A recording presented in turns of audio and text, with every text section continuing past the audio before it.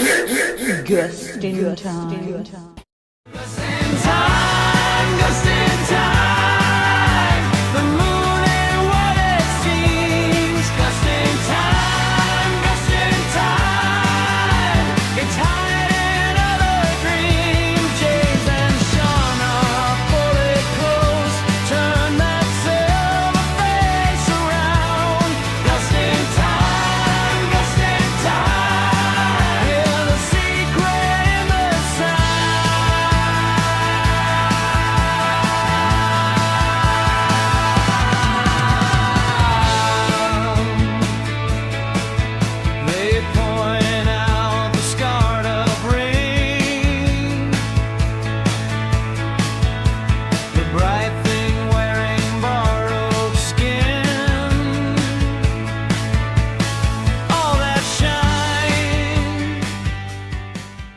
Ladies and gentlemen, welcome to another fantastic episode of Gustin Time. I, of course, am James.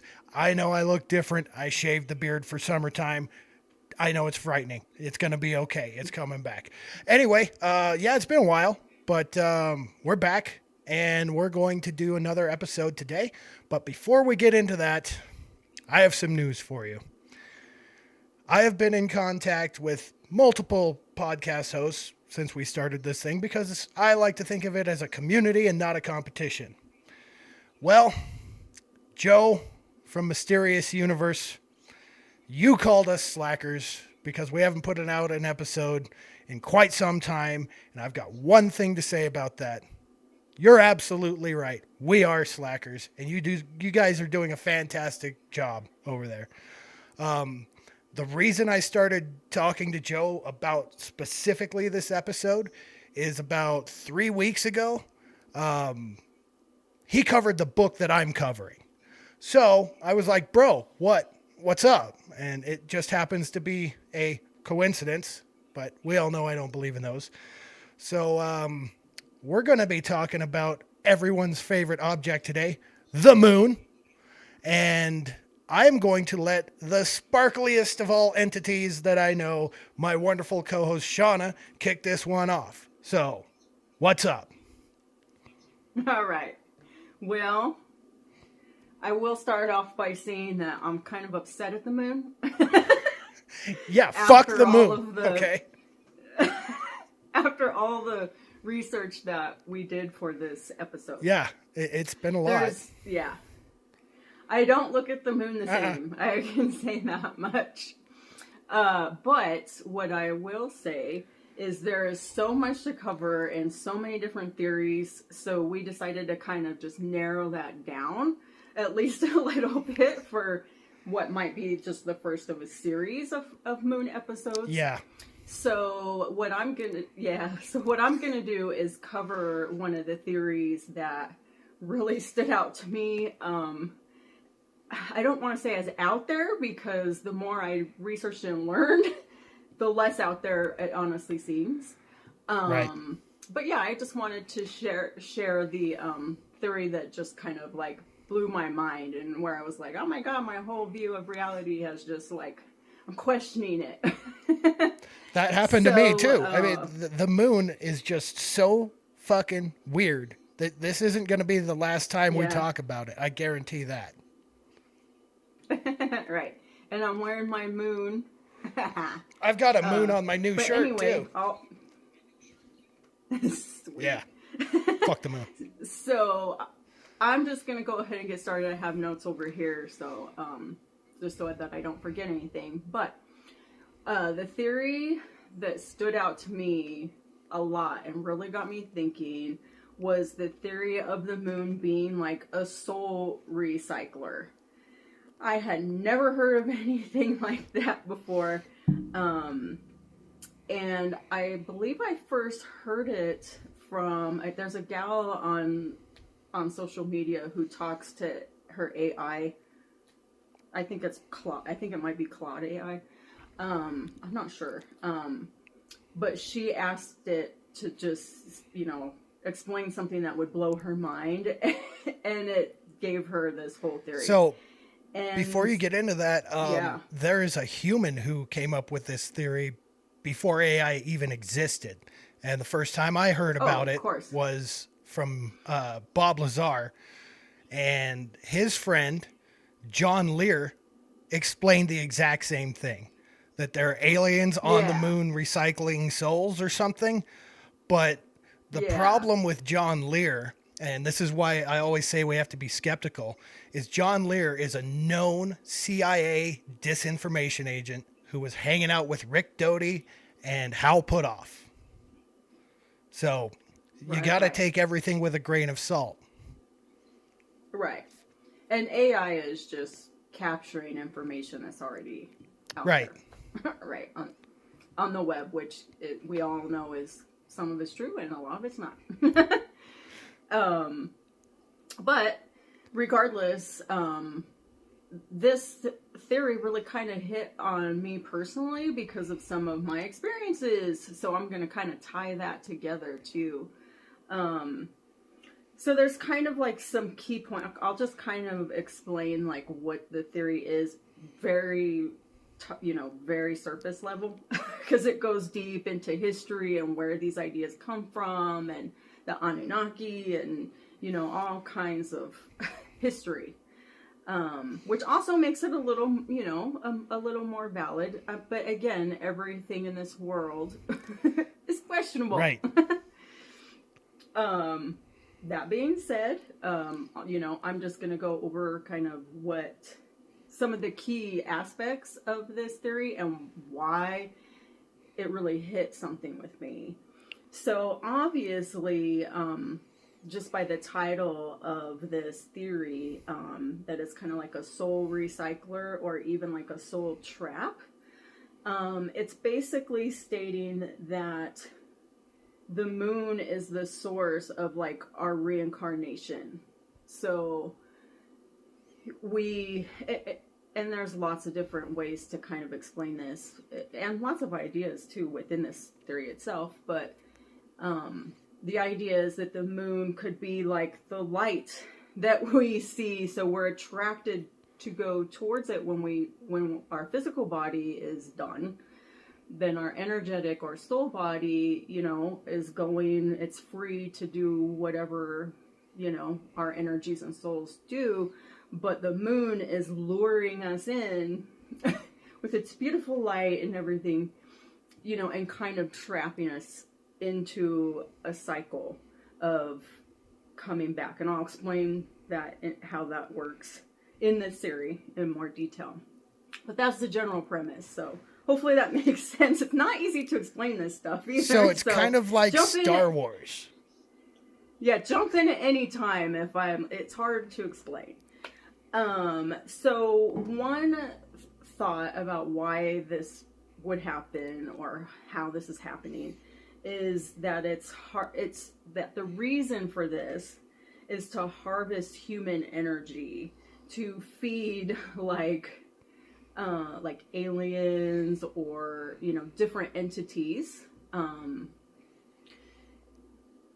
like our energy is feeding them. They're feeding off of our energy. So that moon takes us in when we die, right? Which we're energy. So we go to that and then we have some experiences, which I'll go into. And then we come back and the earth is kind of like, we all know, right? That like earth is a little, they're suffering. It's a prison planet. It's a prison planet, and this planet is suffering. I don't know if other planets are or not, but the way things are at this point in time on this planet, that seems very true, right? We're going to die. We're going to be ill. That's true for everybody. We're going to lose things we love, like there's suffering involved in being in a human body on this planet. So the thought behind that is that's a great planet and a great situation to cultivate human energy. And according to this kind of theory about it, is that these entities or energies feed off of specifically kind of like the more negative or lower level energies like sadness and fear and that kind of thing. This hits home to me because this just got me thinking about the experience that I had with a ghost or a demon or right at this point, alien. Like at this point, I don't even know.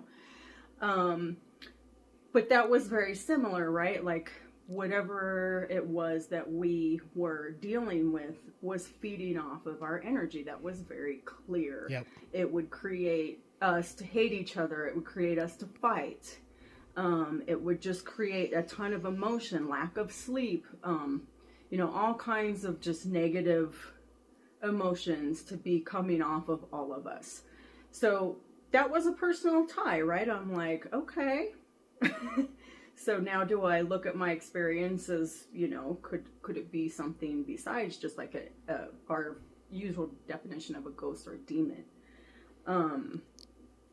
Another kind of part of this is that this cycle, this reincarnation cycle that the moon is part of, is to keep us from like evolving into like higher vibrational being, I guess, or being evolving and growing. And it says that because if we go to the moon in spirit form, there might also be like these fake guides. So this theory is kind of saying that your spirit guides and stuff and all these experiences that people have with like near-death experiences is all just a trick, right? So this is saying that we're shown a life review to make us feel bad, to make us feel like, oh, I could have done better. So let me go back and do these things better. So this is saying that the guides that are doing this for us, giving us this life review, and that people say, oh, it feels so good, they're so wonderful, and all of that. And I'm not saying that that's not true. I'm just saying that this theory says that could all just be fake as a way to get us to keep going in that loop. Hopefully that makes sense. Yeah, so basically it's tricking us to keep going back and having these traumatic experiences and even good experiences because the energy we give off from that is what they feed on. Right. And then Earth is kind of like, they make it look like the Earth is like a school. Right. For us to come back and learn and do better, to keep us in that trap. That alone, that idea alone, I'm just like, my mind is like, wow, okay. Because I was taught kind of along Christian ideas as far as life and death and all that kind of stuff. And then I got to thinking, okay, so what if this whole idea that I'm talking about is actually not true, but this is a way that evil is trying to trick us into not going to the light and not evolving and not joining the good. Right.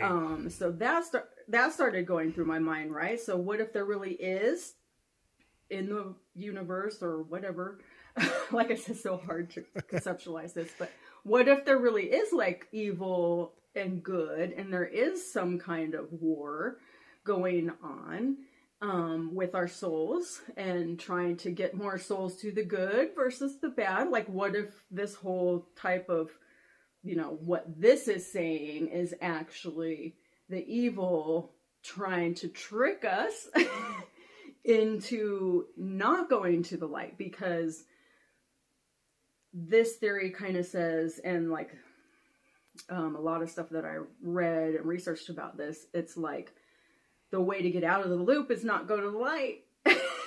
Right? Right. And to be your own genuine, higher being and not get trapped into this thing that's not really probably the higher interest of our soul. So then I'm like, oh my God, well, how do we know that this whole idea wasn't just planted by evil? Exactly. to get more of us on their side instead of on the good side. So you can see how my brain is just like wah wah wah wah wah. And I've experienced some of this stuff in my life too, to make it just even more personal. In addition to that, I don't think I missed anything. Let me look at my notes real quick about like the theory itself. I think I covered most of the things. So this is a real general summary of this, obviously. Right. But I think that's all that I wanted to go into as far as that theory. We could go on forever. We could literally go on forever. Yeah. And we will. But we will. Yes. But I did want to say, so there was one connection there to my own personal experience with like an entity feeding off of our energy and moving stuff and all that kind of thing. And the battle to get rid of it. So, that kind of, as you can see from what I explained, that kind of feeds into my thoughts on this and how I'm like, oh my God, it could be possible. Right. And my experiences with reincarnation. So I myself remember, I don't want to say specifically being reincarnated, but I remember being a tiny, tiny baby just born and having a super high consciousness and being trapped in a body and knowing that and being super frustrated. And I remember saying to myself, like, God damn it, I have to go through this again. Yep. And I remember that clearly, and I was in my crib. So I do believe in reincarnation. And so again, because I've had that personal experience, this theory just was kind of like really jogging my brain. And because I personally believe reincarnation to be real for many reasons. I just gave like one small example of why. And so, yeah, this kind of really hits home because I'm like, I've been reincarnated. Yeah. I'm pretty sure. I have dealt with an entity that was feeding off of our energy. So that's, in my world, also true. So it doesn't seem that far-fetched to me. And it just really got my brain thinking, because we're so conditioned to believe things a certain way in society and da-da-da-da-da. I'm really trying to think things without that type of conditioning. Right. Which is really hard, but really liberating, and has been really interesting journey. And honestly, this is one thing that kind of started me on doing that. Like, because like James said, we don't know what the CIA also is trying to have us believe or think or cover up, or, like it's all so, it's just so complex that it really hurts your brain. Yep. And I think I was telling you, like, I don't know. I send them all the emojis with the eyes and the brain blowing up, because I'm just like, oh my God. And then people from the outside, unrelated, are also telling me, at the same time, they're also unknowingly telling me about this theory, which was also very synchronistic, and also why I wanted to talk about this theory, because I'm like, how is it that random people are telling me about this? Like, don't go to the light. And I'm like, what are you talking about? Right. It's alien. And I'm like, y'all crazy. But then once we started researching the moon, and then I came across this, and I was like, okay, this is the topic that I need to talk about and just bring out to light, because there's a reason, I believe, that this came up for me to talk about. I feel like I'm talking really fast, but I think that's pretty much it. But I do, before I hand it over to my awesome co-host, I do want to talk about just a few more moon-related things, and he's going to talk about some. Oh yeah. In more detail, but I did want to say too that I had an experience of seeing something really weird flying off of the moon, and this was when I was in Boulder County, a lot younger, so my eyesight was a lot better. And I was outside my apartment looking at the moon. I remember this clear as day. And I saw what looked like, airplane, I can't even explain. Little white lights, like launching off of the moon. And like off of the moon and into whatever. I do not think it was an airplane crossing past it or whatever. It looked clearly like it was coming off of the moon and launching off of it. And I'd say there was probably like 2 or 3 of them that I saw. And this was with the naked eye. And I remember just thinking, what in the hell? And just staring at it for a while and trying to comprehend and figure out what it was. And I can't figure out what it was. And I just remember seeing that clear as day. So I just wanted to throw out my weird moon, I guess, experience or thing that unexplained thing that I saw coming off of it. Looked kind of like a satellite, but it really looked like it was coming off of the moon. And I think this was before, what is that, Elon Musk. Starlink. This was way before that. So, yeah. I don't know what it was. And they were so teeny tiny from my perspective, too. You know, it seemed even more teeny tiny than how you would see a satellite with your naked eye. Way tinier than that. So just wanted to throw that out there. And then I'm just going to go over like a few things, like just a list of things that really stood out to me about the moon that I found out during this research. And then James will probably go into more detail on some of these. But what is so interesting to me is that, you know, I remember like, what was I taught in school? That, I don't know, gravity brought a bunch of rocks from somewhere together and it turned into a ball. And and now, you know, after doing this research, you're just like, even science doesn't confirm that conclusively at all. So some things that stood out to me is how it rings like a bell. And I think that might have even been, was that through NASA that tried putting something? Yeah, they intentionally crashed a lunar module onto the surface of the moon. Twice. Yeah, thank you. My brain doesn't work. So that stood out to me, which I had heard, but of course going through this, you know, research, I was like, I mean, it's just a whole different level for me to think about now. Because before it's kind of like, you know, everybody's like, this is conspiracy theories. And I'm like, I don't know. Another thing is that the dark side is always away from us. And I watched some videos and scientific videos like explaining how and why that happens. And it still just seems like it makes sense scientifically. Okay. But that's still weird. Oh, it's a lot weirder than just one side faces us all the time. Yeah, it's a lot weirder than that. Right, and you're like, what are they hiding? And then how the moon affects the Earth, the pole of the Earth, just enough to make the axis, what's the word? More stable.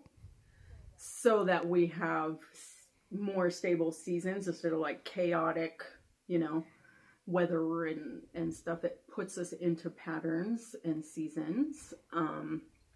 And then the perfect measurements of the sun and the moon to make the eclipses and stuff.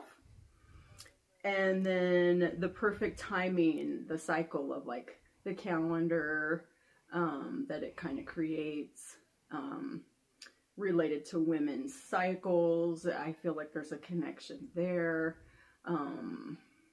You know, so those were the main things that kind of stood out to me that I was like, wow, this is... Gee, it's almost like the moon was put there in perfect dimensions just for us. Right.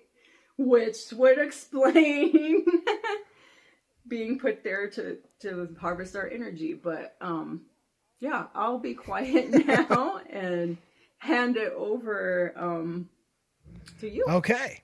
So, if you're ready. I was born ready. Are you kidding me? He's been ready for months. So, what I'm going to be talking about today is a book that I read called Who Built the Moon by Christopher Knight and Alan Butler.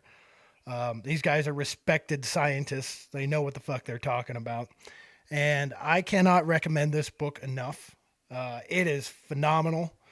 The first, 3/4 of the book is a lot of math and information and history about the moon. And it is very dense. I'm going to tell you that right now. It's very dense. And if you're not into this kind of science and stuff, it's going to get boring for you. But I loved it. So, where to even begin? Let's start with how was the moon created? So, I don't know about you, but when I was in school, I was taught what is commonly referred to as the big whack theory, where some rogue planet crashed into Earth and it threw a bunch of shit off the planet and it all coalesced into the moon. There's a massive problem with this theory that I learned from this book that I didn't even think about before. So imagine a young Earth still all molten and fiery and shit, and something giant comes out of nowhere and whacks it. Yeah, it's going to send a bunch of shit off the planet, but what else is it going to do? It's going to completely fuck up the orbit. Like, it's going to send that thing wobbling and spinning in some crazy fashion. And how is it ever going to correct itself? Well, the big whack theory saw this and went, oh shit, well, we screwed that up. Something just as big came from the exact opposite direction and hit the Earth from the other side. What? That's ridiculous, okay? Space is chaotic, all right?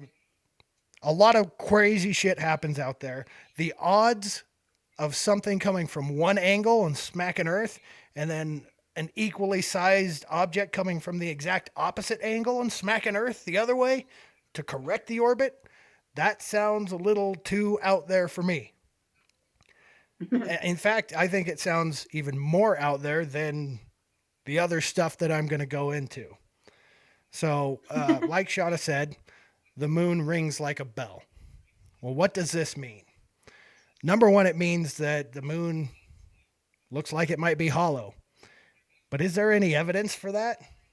Yeah, actually there is. So the moon is between 26 and 27% the size of the Earth, but has about 1/6 of the mass, which doesn't make any sense, because if it's that big and weighs that little, how the fuck did it get to be hollow in the first place? Well, get ready to have your mind blown, because the rocks on the surface of the moon are older than the rocks under the surface of the moon. And that only happens, on Earth anyway, when you mine something and you take the shit from the inside and bring it out. So if the moon rings like a bell and it's really, really light, and the rocks on the surface are older than the shit below it, did somebody hollow out the moon? I mean, that seems like a theory that follows to me. And then we get into this really strange size thing with the moon. So the moon is 400 times smaller in diameter than the sun, and it's also 400 times closer. Not 399, not 401, 400. That's a very neat number. But that only works if you use a base 10 math system, like the metric system. So when you're calculating size, if you use base 10 and calculate the size of the moon and the size of the sun, it's 400 times, almost exactly. It's off by like 0.3% or something. But if you use the American system, it doesn't work. Why is this important? Well, how did we come up with base 10 math in the first place? This is how, right here. Your hands. You have 10 digits on your hand. So early humans, when we were figuring out how to count shit, we used our fingers, right? So we came up with base 10 math. And it's kind of coincidental that that works with base 10 and not base 12 like we use in the US. By the way, the US system of measurement is fucking retarded.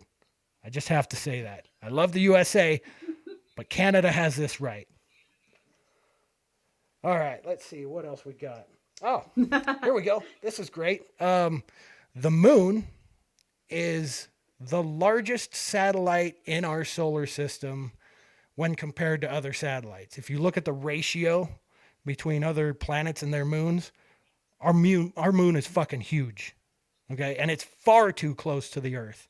And it can only be that close to the Earth if its mass is exactly what it is. Now, And that got me thinking too, like, what are the other planets' moons for?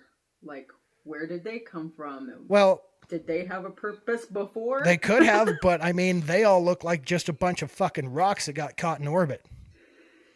Right. Our moon doesn't look like a rock that got caught in orbit. And that's another thing here. We might as well talk about that right now. The moon is not round. The moon is shaped like an egg. So it's got that kind of skinny point on one end. And guess what? That skinny little point is pointing directly at Earth. Directly at Earth. So let's talk a little bit about the orbit of the moon around the Earth. A lot of people think that because we always see the same side of the moon, that it doesn't rotate. That's wrong. It does rotate. It rotates on its axis once every 28 days. It also orbits the planet once every 28 days. So its rotation exactly matches its orbit. We've never seen anything in the observable universe that does this. It's tidally locked. And because it's tidally locked, that's where we get the tides from. And that's how the moon can cause earthquakes. It's fucking wild. All of this stuff adding up seems to be more than a coincidence. If it was one or two, I'd say sure, maybe it's all just one big cosmic coincidence. But when you start looking at all of this, it's more than that. This one, I don't think I've told you about this. This is cool. So the lunar ridges are not random. You can map out all of the ridges on the moon using the Fibonacci sequence. So it lines up with the fucking golden ratio, which is very intrinsic to everything that we know about life on planet Earth. You can find the Fibonacci sequence and the golden ratio literally everywhere. From flowers to leaves to trees, everything. Ooh, that just gave me chills, and then I knocked everything over. All right, so another thing that's really weird is at the lunar South Pole, there is this giant fucking metallic blob under the surface. And the moon doesn't have very much heavy metals that you would find on Earth at all. In fact, the composition of the moon doesn't exactly match the composition of the Earth, which is what you would expect to find if there was a big whack or two big whacks. But it doesn't. Mm-hmm. So that's another thing that's strange.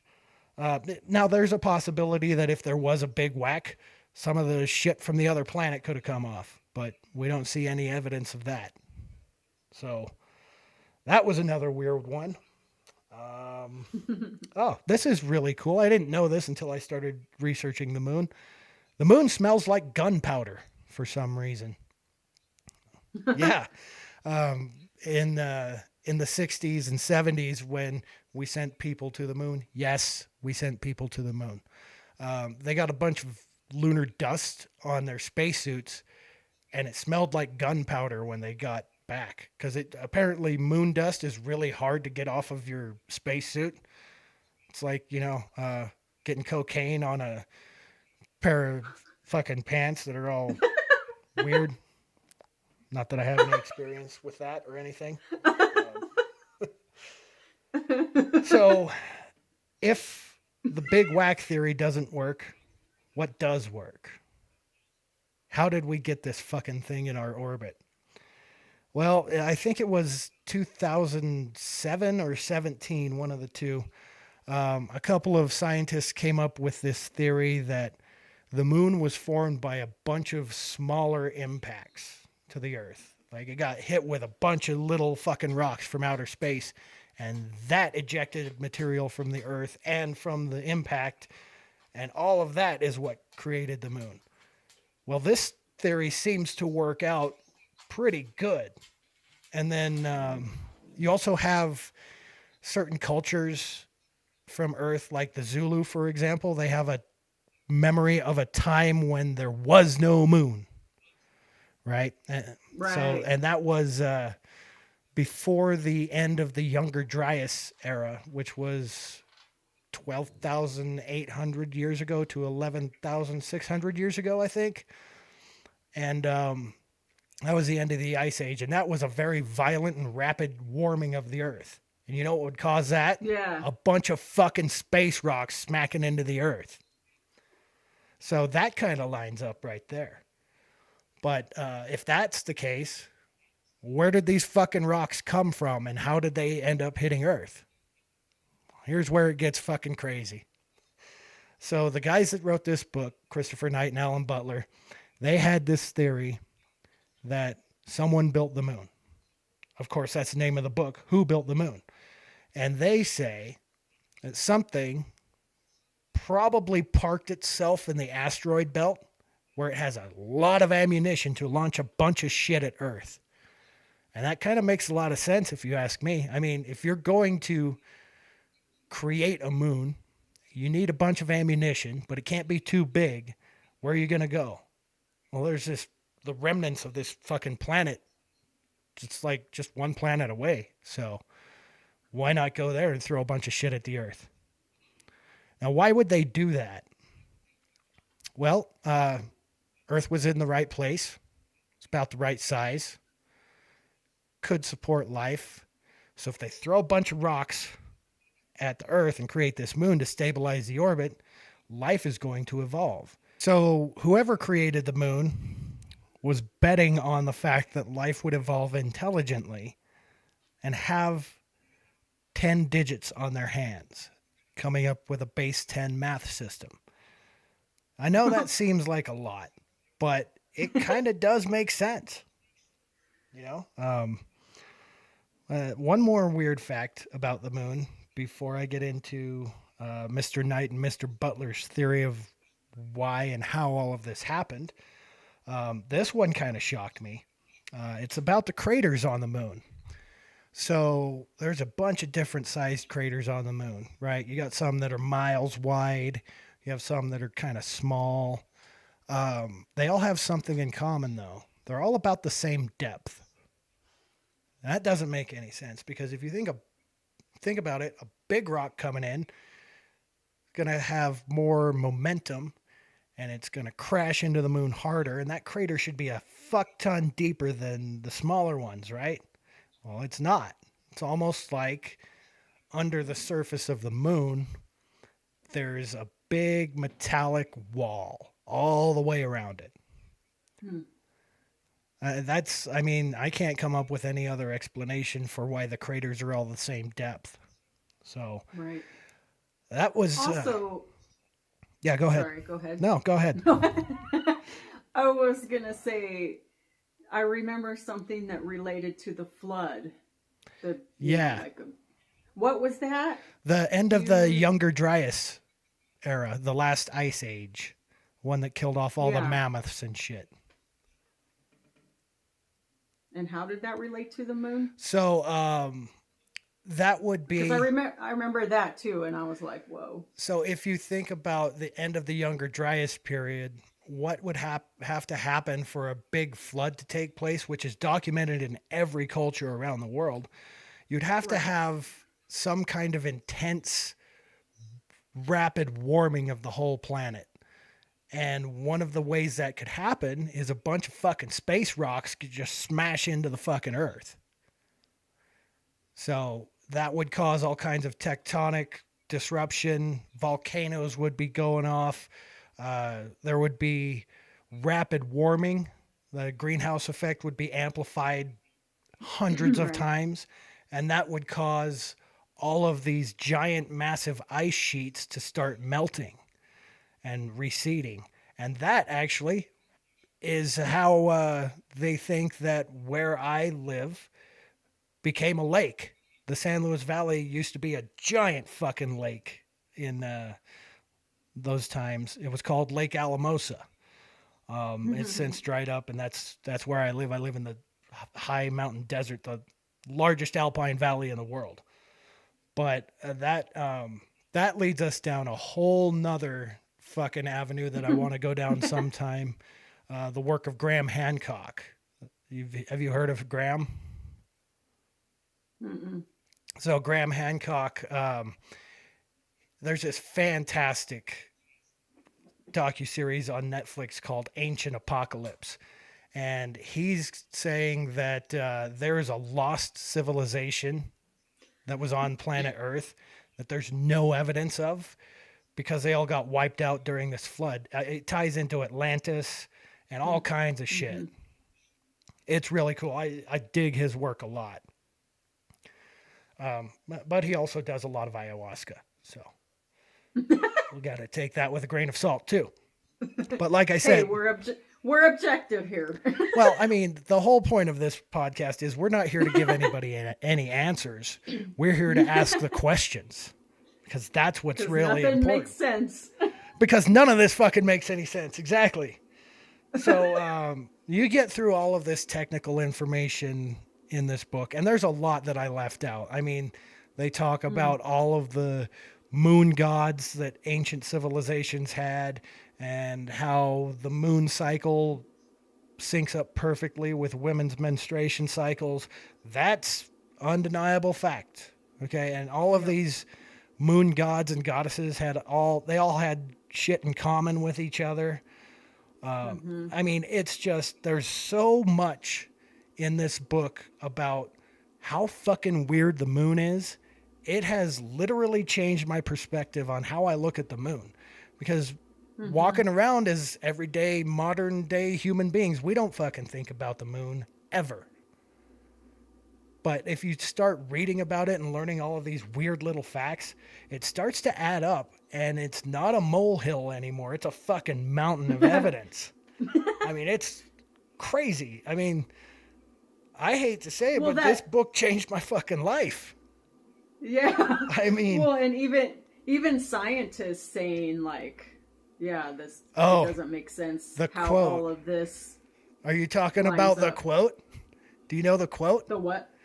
There's a very famous quote from an astrophysicist, and what is it? He said the easiest explanation for the moon is observational error. The moon doesn't exist. Yeah, that was part of it. Yeah. I mean, he's right. It's easier to explain why the moon isn't there and we're just hallucinating it than the fact that it actually is. But and I do want to. Oh. Well, I was just going to say we do know that it's there because we've been to it. Right. And I was just going to say one more little tangent that this whole thing took me on. Oh boy. Was the moon, did we land on the moon? So I ended up watching a lot of videos about that. But what I found very interesting was how the astronauts were acting. Oh yeah.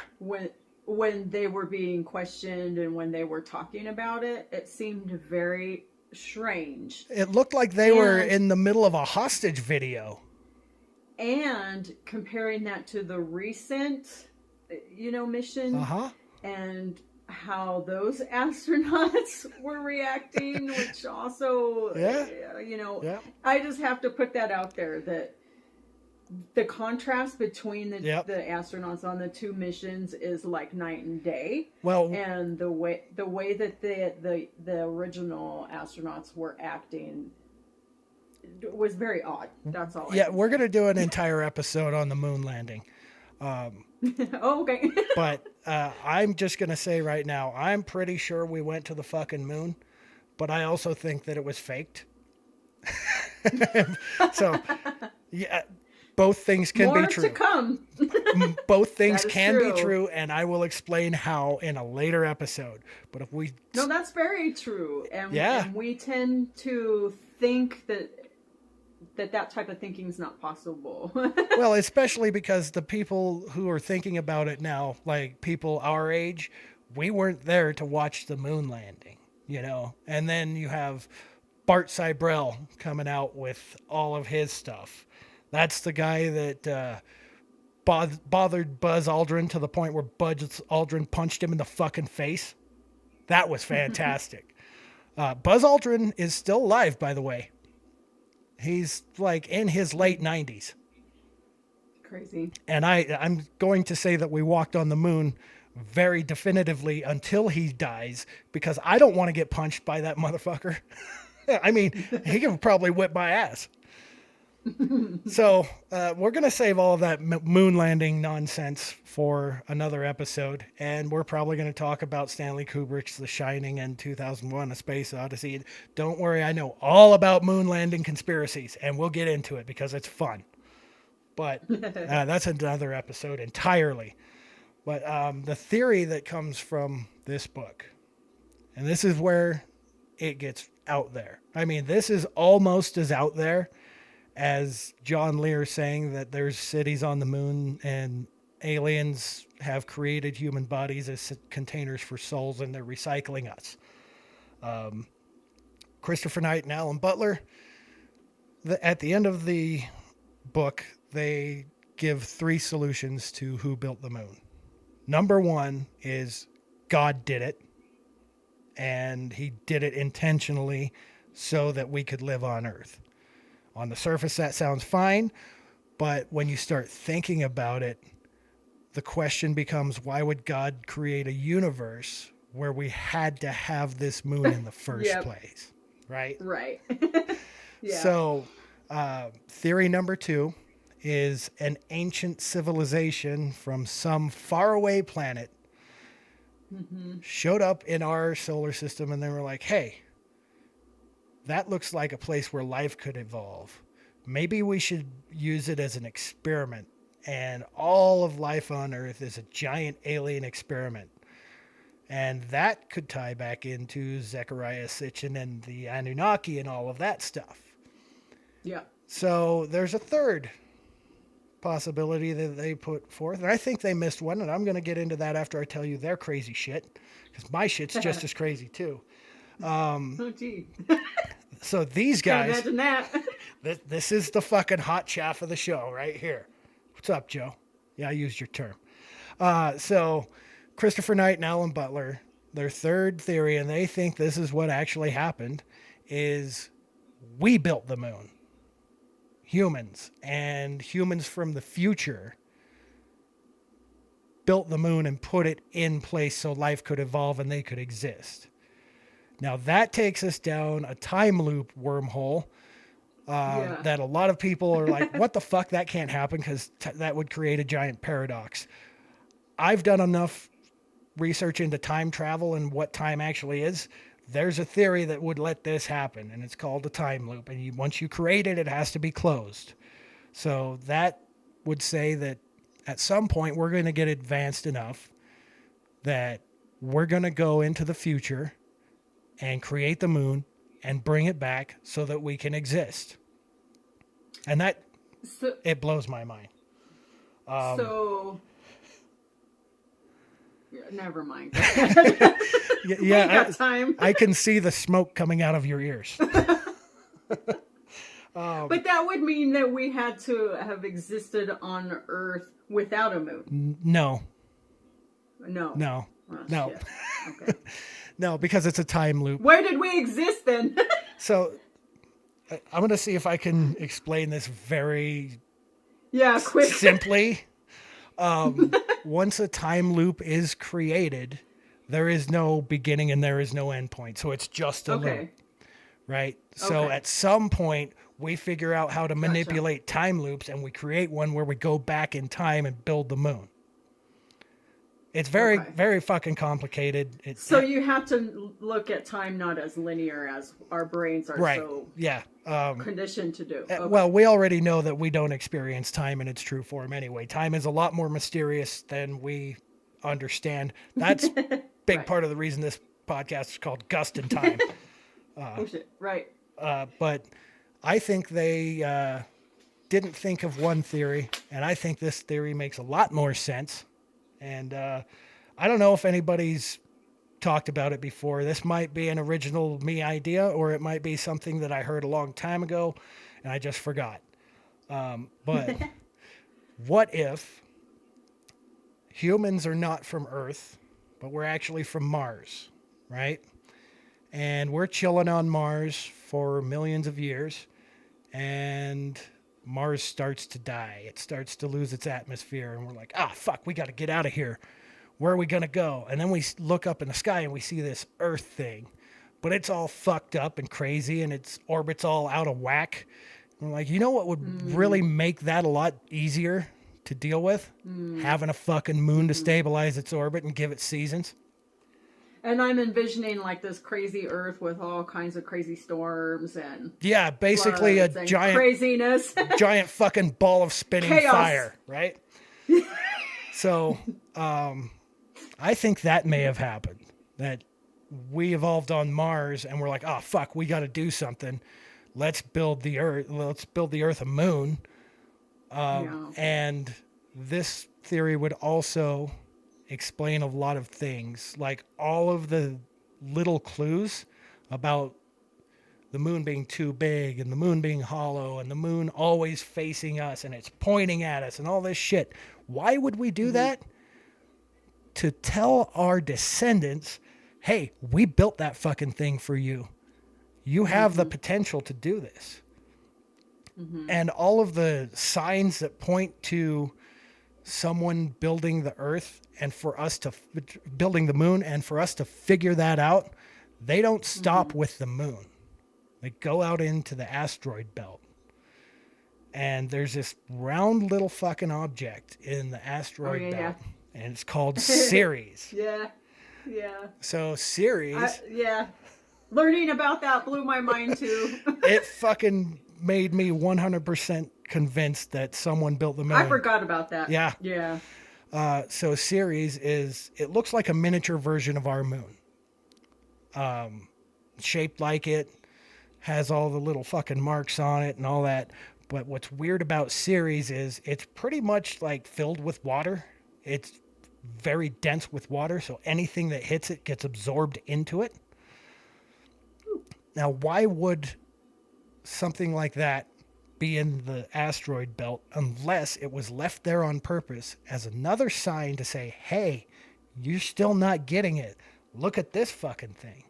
But that's not where it ends. What if it was like a little model? Right. It could be like the blueprint. Sorry.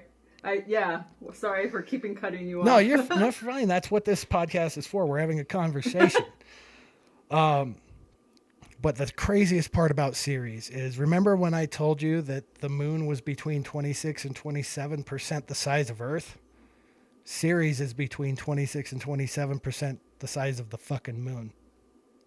Yeah. It's the exact same ratio, which, I mean, I'm getting fucking goosebumps just thinking about that fact. Me too right now. I mean, I spent, 2 months of my life as a 41-year-old man learning about the moon. I thought I knew everything about the moon when I got out of fucking 6th grade. But yeah, this book absolutely changed my life. And I want to say, if this was good for you about that book and you want to learn more about that book, 3 weeks ago, Mysterious Universe did an episode about this book, and they did a fantastic job with it. But they talk about it in a very different way than I just did. And there's information in that episode that you didn't hear here. So I highly suggest, if you're interested in this, go back and listen to that episode. It's on YouTube from Mysterious Universe. It's called The Lunar Question. And I mean, when they came out with that episode, I was like, what the fuck? Oh, you just ruined my episode. But no, they didn't. After I listened to it, I was like, oh, cool. This is going to, the two actually will work together very well. So that's all I've got about that book for now. But, oh, holy shit, there's so much information in that book. And it's such a good read for people who are weird and nerdy and like math. Not me. Well, maybe weird and nerdy, but I don't like math. I fucking hated math when I was in school. And then when I got out of school, I was like, hey, you know what? Math is actually pretty cool. So, but yeah, that was quite the ride. Like I said, that book, it changed my life. There's no other way to put it. Made me look at reality in a completely different way. And, that's for sure. And especially like when you tie it in with the shit that you talked about the moon possibly being a soul recycler. I mean, that could also be true with all of this shit about the moon being manufactured. Right? Yeah. I mean, what if we look up at the sky one day and we see a bunch of ships coming out of it, and then somebody goes, that's no moon, like in Star Wars. Or what if, we see some souls getting sucked up to the moon, and then we're like, it's a trap, just like in Star Wars. But yeah, I look at the moon, I'm all suspicious. When I look at it now, I'm like, hey, what are you? We're recording this on a new moon specifically so it doesn't fucking spy on us. But yeah, this was a lot of fun. Thank you for going down this rabbit hole with me. Yeah. My life has changed.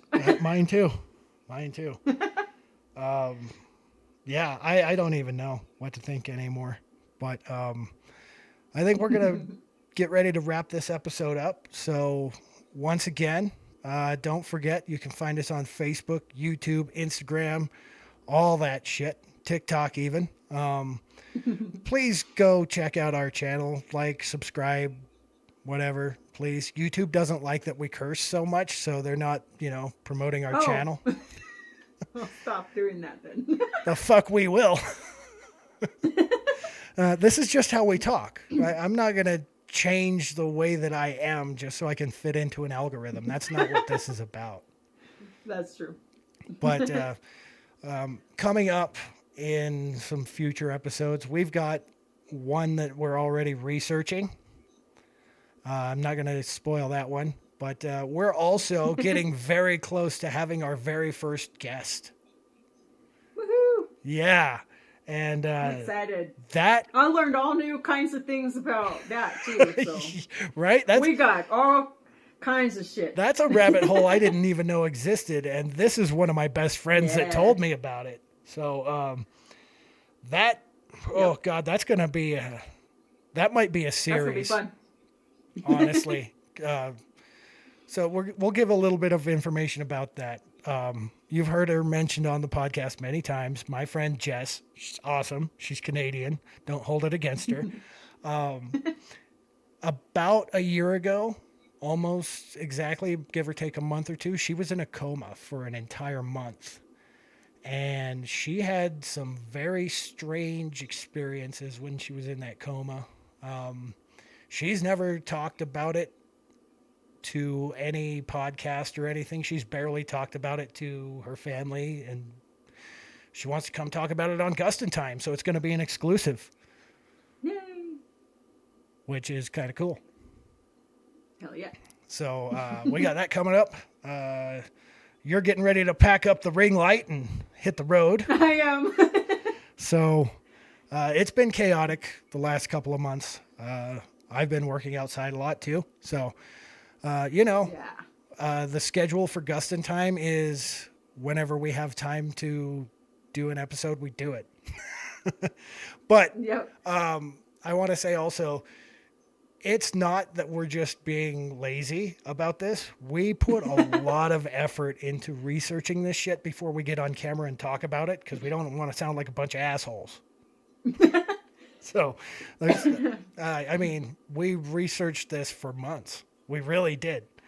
I know it sounds like an excuse, but I read that book like 3 or 4 fucking times just to get all that I got out of it, because it is very dense. But we're having fun. I hope you guys are having fun too. And remember, none of this makes any sense. And we'll see you in time. We'll see you in time. All right. Bye. Peace. Just in time, the moon